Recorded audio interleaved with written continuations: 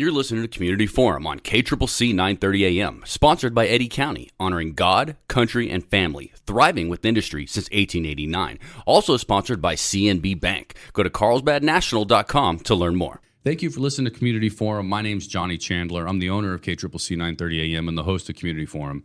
And with me today is Sky Soto. I'm also going to introduce Juanita Fierro, but I'm going to have you do that in a minute, Sky. But this is series number 2, episode number 2 in our Women's History Month series. And so, Sky, take it away. Hi, Juanita. Thank you for coming to our Women's History Month series. I'm very excited to have you on the show. And I was just wondering if you could tell me a little bit about your career and your background.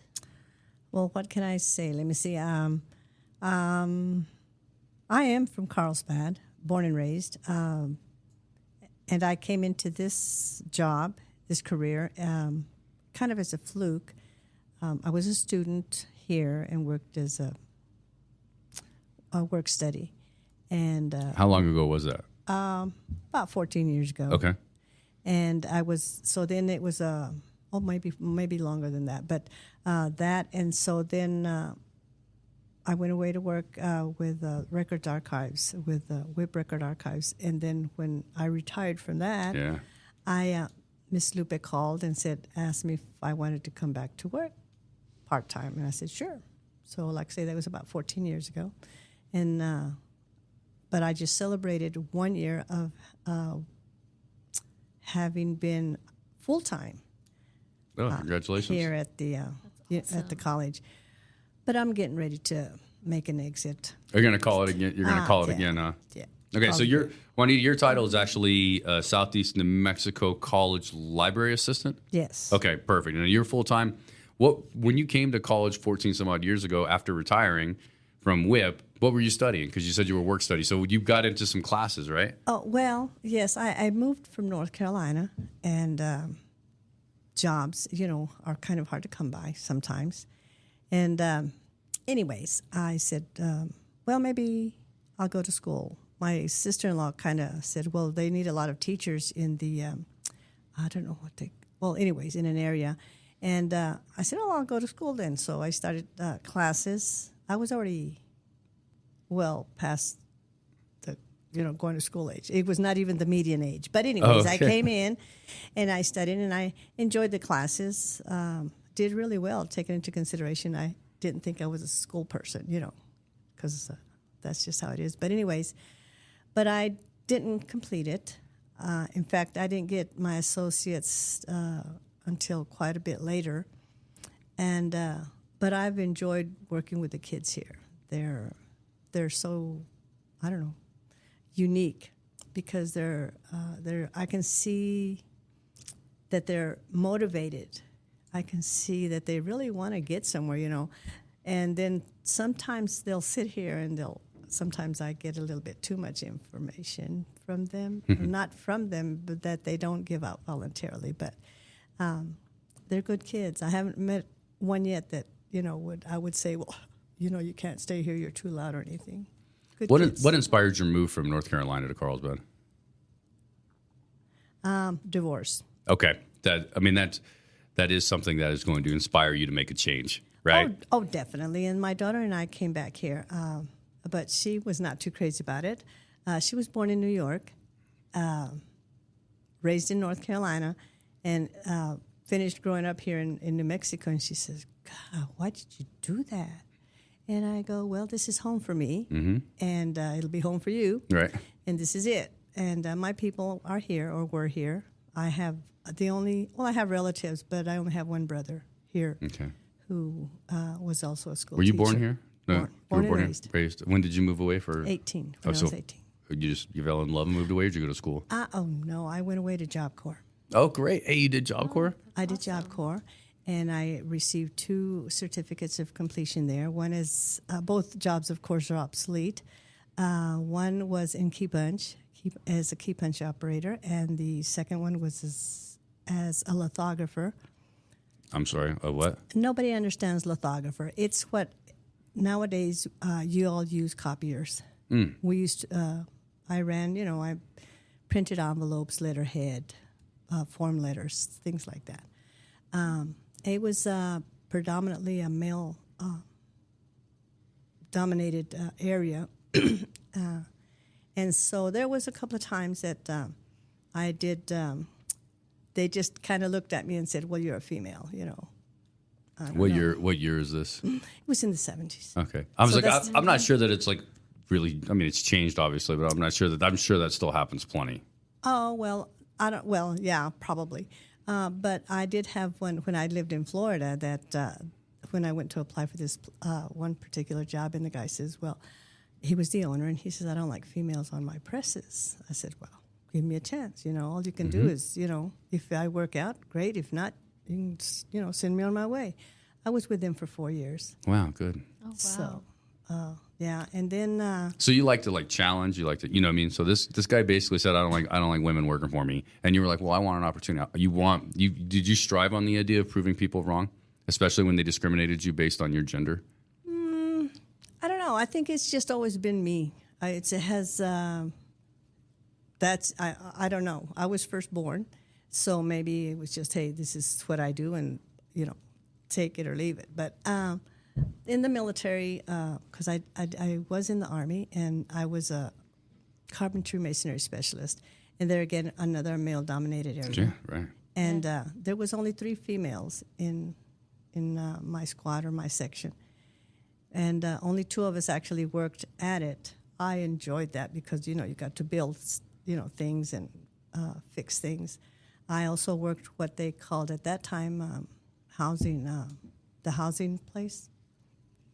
And we used to fix the mini blinds, which were called Venetian blinds back then. Mm-hmm. And we did a lot of... This is for the military housing, right? Yeah, that's military housing. And DOH it was called. Department of Housing, right? And yes. I can relate with you completely because my grandfather was 30 years in the Air Force, and my father was 26 and a half years in the Air Force, and my father was enlisted. So we lived on the enlisted quarters on base, which were, as you would know, are not as nice as the officer quarters, right? Definitely. Not as big either. And then so anytime anything would break in the house, since it was military housing and we weren't paying to live there, we would have to call somebody, and they would come and fix the house. I mean, I picture what you're talking about for sure. Now, I don't want to cut you off. Your story's great. We're going to keep going. I know that Sky is joining us, but Sky has to take off a little early in our interview, so I'm more than happy to finish that interview for you, Sky. But while you've only got a few more minutes left of this before you got an important obligation, which I appreciate. We pre-record all these interviews, so thank you for finding the time to fit it in. But I'll be able to speak with Juanita all day out of curiosity, but I definitely don't want to skip your questions. And I want to make sure we can get to your questions list before you got to bail on us. Yes, definitely. So I just wanted to also ask, you talked a lot about your career. What were some of the challenges you faced as a woman in your career, you know, in the military or any of the areas that you've worked in?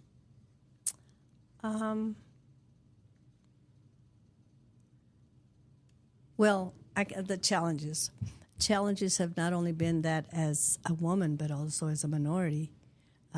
So it encompasses a lot of like times and different dates and things. But it's never, and like, I guess it's always been a challenge. Never thought that it was a challenge. I just assumed, and you know, that if I knew I could do it, then why can't you hire me? Right. It had nothing to do with my skin color or the fact that I was a female. Just, you want the job done? I'm capable. I can do it. So what's the problem? I love that attitude. Yeah. And I was also going to ask, what would you tell other women that are interested in going into your field, whether it was the military or becoming a librarian or any of the fields you've gone into? Well, you know, I had made some notes and everything, but what I find is important is that they have to have the desire to be in that field. They have to find something that catches them truly in their soul that they would want to do that. Like I have this great boss. Don't tell her I said that, okay? Anyway, but I have this great boss. I don't think there isn't anything she doesn't know about her job. And I know that's part of why people are in those positions. But she is, I don't know, she's awesome. She has taught me a lot.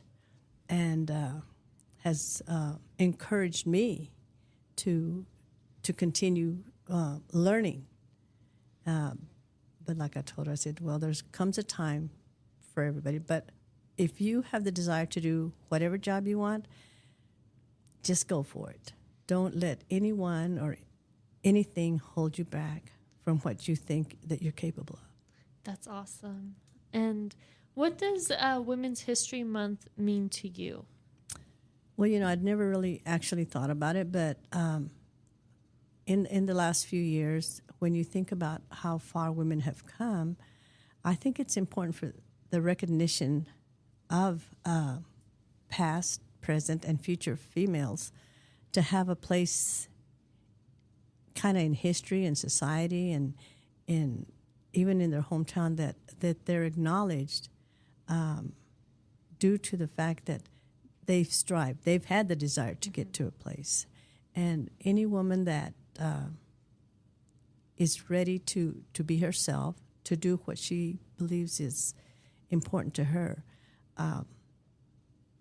deserves to have a month, a time that she's recognized.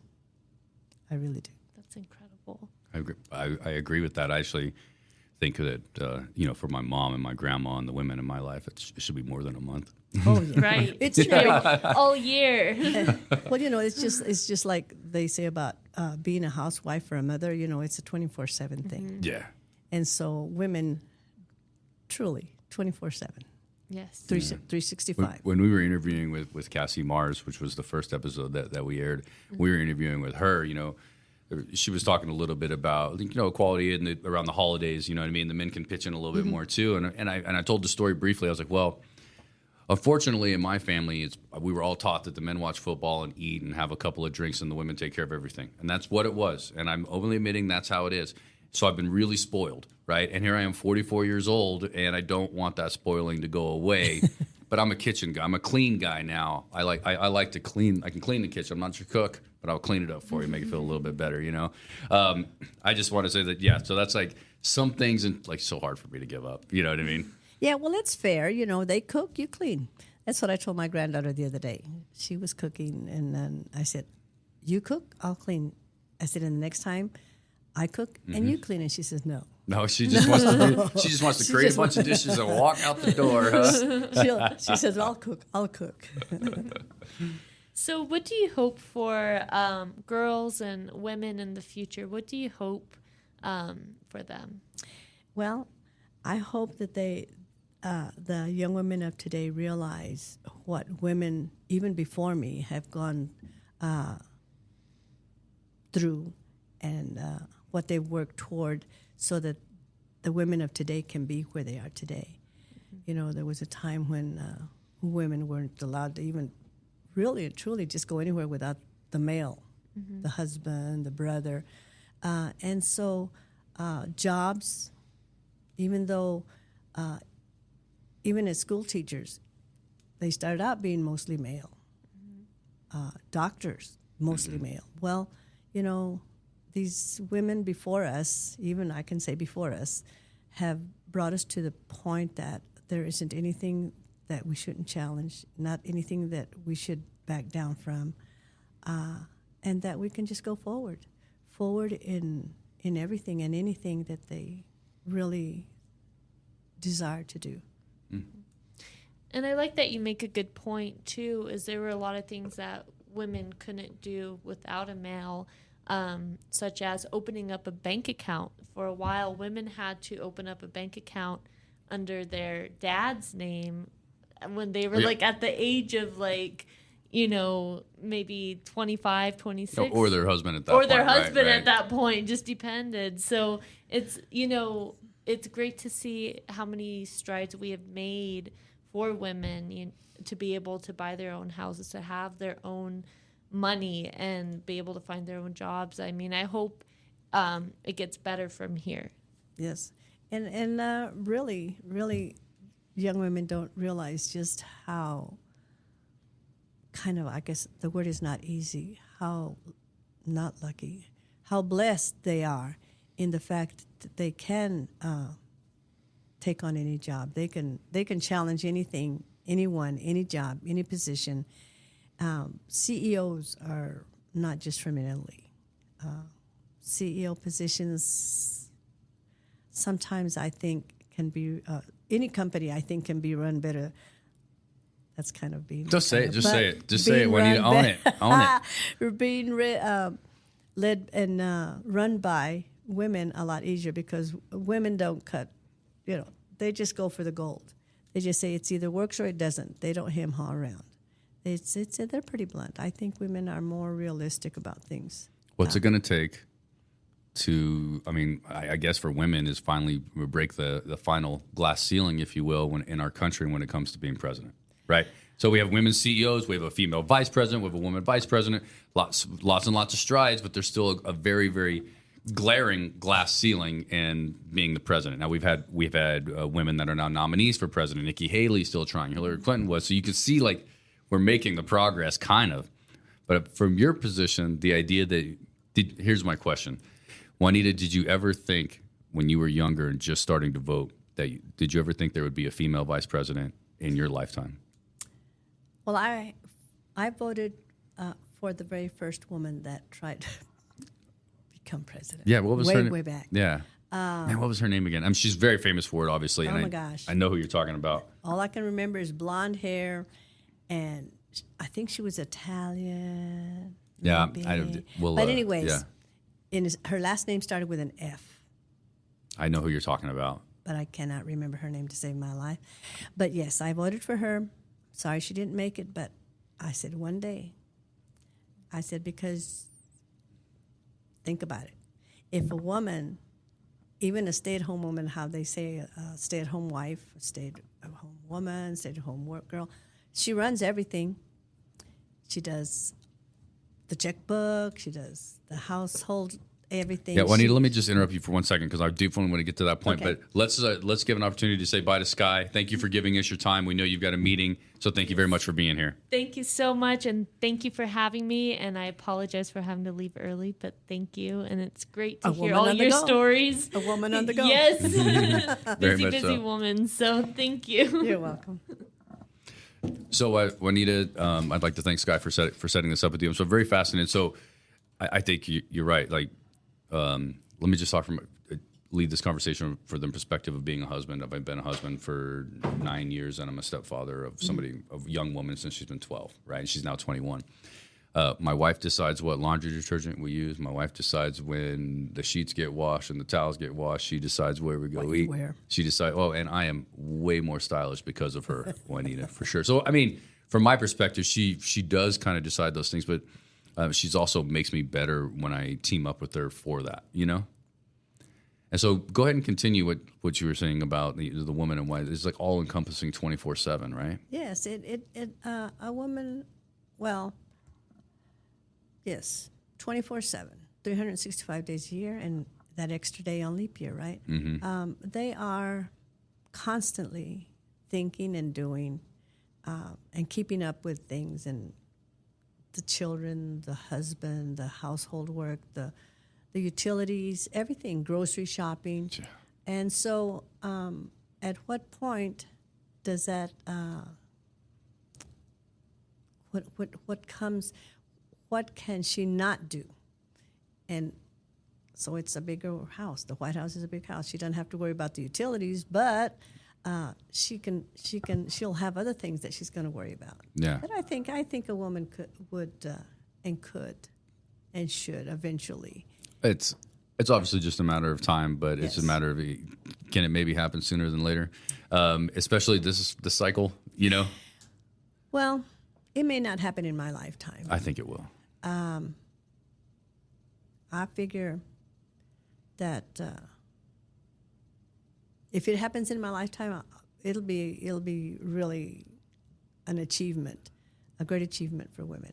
It'll be like when they took the first step, on the moon. No, I got it. Yeah. I'm 100%. Yeah, guaranteed. It will be one of those important symbols of the continued progress of our country, right? Mm-hmm. To sum it up, I think this is not only will we benefit from a country by having a leader that's wired differently than men, right, for the first time in our history, but we'll also benefit from the idea that there are still barriers to this equality that we haven't figured out. Oh yeah, and you know what? I just now thought they might could even balance The whole deal. The whole President, deal. the kids. They could not so much that they could, how we're always in. They say we're in debt here and debt there, that, and they're keep taking our tax dollars, and we still don't have enough. Well, I think they could balance the checkbook, so to speak. I think they could. We have a little bit of time left. But I want to ask you a couple of questions that may be considered sensitive, especially from a male. Okay, just to put that out there. I'd like to know two things about you, if you're willing. I would like to know how old you are, if that's okay for me to ask. And the reason is because I want to know how long you've been around in Carlsbad and your life experience, because that's going to lead to me some more questions, right? But I also wanted to ask, because you mentioned a little earlier when Sky was still here about, you felt like you were a woman and you're a minority, right? And those two things absolutely kind of played a factor, especially when you were younger and in the workforce. So I'd like, if you wouldn't mind sharing what ethnicity you are, what you identify yourself as, right? As well as how old you are, if you're comfortable. Okay. Well, I'm Hispanic, obviously, with the last name or even the first name. I am Hispanic, born and raised right here in Carlsbad. I left home at 18. I lived on the other side of the Mississippi River for like 30 some odd years. So, and any of the what they call discrimination that I've lived through has been on this side of the Mississippi. Really? It was not on the east side of the Mississippi. It's been on the west side. So in Carlsbad specifically? Not so much in Carlsbad as it has in Oklahoma. It happened, and in Texas it happened. People probably don't want to hear this, but I already said I'm 74, and when I was visiting an aunt in Andrews, Texas, some young men and my brother and I had gone to the store, and a little store close by to where she lived, and there were some teenage kids up hanging around there, and they spit in my face, and it's just something you don't forget. Yeah. How old were you at that time? 12, maybe 11, 12 years old, and I met a person from Andrews, Texas, one day, and he said, "Oh, there's not a prejudiced person in all of my hometown." And I go, "And where was that? Would that be a first? Where would that be? Sure. Where would that be?" And he says, "Andrews, Texas." And then I told him my story, and he just looked at me like, "I can't believe it." I said, "But it's true." I said, and I said that, and in Oklahoma they used to call me a squaw. I said, I guess they haven't ever seen any Mexicans. So is that a Native American slur then? Is that what that stands like? Where does it? Because we know, if you know Oklahoma history, you know that the Trail of Tears and the whole state of Oklahoma, the U.S. government made into a Native American reservation. These were white kids that called me squaw. Yeah, sure. Okay, yeah. That's the Native American reference of the description of how horrific we treated Native Americans in general, but also in that state too. Yes, and I remember a situation when my brother was young, and he had wore some short pants to work to school, and somebody said, "Oh, look, he painted his legs brown." They were teenage boys, so they knew better. But it's things that you remember, but you don't use it against anybody. It's just things that you have to kind of. I mean, I can see how difficult that is, though, or could be in life, to not take what this individual person did to you or these group of people did to you. And slap them? Well, absolutely, 100%. But I'm also thinking about the idea of not taking that to other people that look like them later in your life, right? Yeah. Oh, yeah. You know what I mean? Because I was like, now you have this association when you got a bunch of mean little teenage white kids, right? As they get older, there's this association that they've created that's not everybody's fault. So I think that's a challenge to move for somebody, I guess, to move beyond that. I don't know. I don't understand, obviously. Well, see, because it's just like when babies are born, sometimes it's not, and the parents are mean and everything, but that's not the baby's fault. So why am I going to be ugly to somebody else that didn't do anything to me? Yeah. As opposed to, and just carry it. I mean, and you can hold grudges just like that, but there's no sense in it because it doesn't do anything for the people. The people, that means everybody. Right, everyone, And we weren't raised to be, color was not an issue. And my dad always said, and we were considered, well, we've gone through so many names. I mean, we were Latin Americans, and we were Spanish, and we were Mexicans, and we were, who knows what else we've been called. Well, I'm sure we've been called a lot of things. But anyways, my daddy said, always just remember you're an American. Right. American by birth. And he says, and also remember that, well, on my papa's side, how did he put it? He says, we didn't come to America. America came to us because they lived in an area of Texas where, Before it was Texas. Before it was Texas. Yeah. Texas. So the border moved. They didn't move borders. The border moved them. Yes. So he says, so, what can I say? And that's generations and generations. So your dad's side of the family your papa's side of the family, you said, has a very significant history in our country, pre-territory history, Yes, right? So yes. and so did they live in that area of the country when it was Spanish Yes. controlled? So did your family receive any Spanish land grant land? So that was mostly just a New Mexican they were thing. Mostly, yeah. Well, that was because they were actually Native American, native to that. They were not Spanish. By on then? my dad's side. Oh, okay. So it's like so they were like, that's your land, state or not. Yeah. All right, great. Yeah. Well, And that's then, wonderful. of course, on my mama's side, that's different. They did have land grants on her side, but who knows what happened to all that? Yeah, as well, that's after the been Mexican-American War. generations and generations and generations as well. Juanita, I think that with our conversation with you so far, I am kind of pointing out that, or I think that you, even when you were younger, even if you subconsciously did this, you sought out careers and jobs that were male-dominated fields at the time, and there weren't a whole lot of female-dominated fields, I guess, right? But so, like, do you think you subconsciously did that? Because I think maybe you're telling me and you're telling us that you did it, but because you knew that you could do anything, and I don't think you liked being told you couldn't do something. Maybe so. And let me see. Yeah, well, probably so. Because I also worked in the mines and topside and underground. Wow, you did some underground mining too? Yeah, and that is certainly, it's still a male-dominated profession, like very, very male-dominated. yeah, and I've never come across anything that I haven't been able to learn, machinery or anything like that they handle down. The only thing I didn't like was the continuous miner. That I stayed away from that one. Didn't like that one at all. But my life, there's no complaints.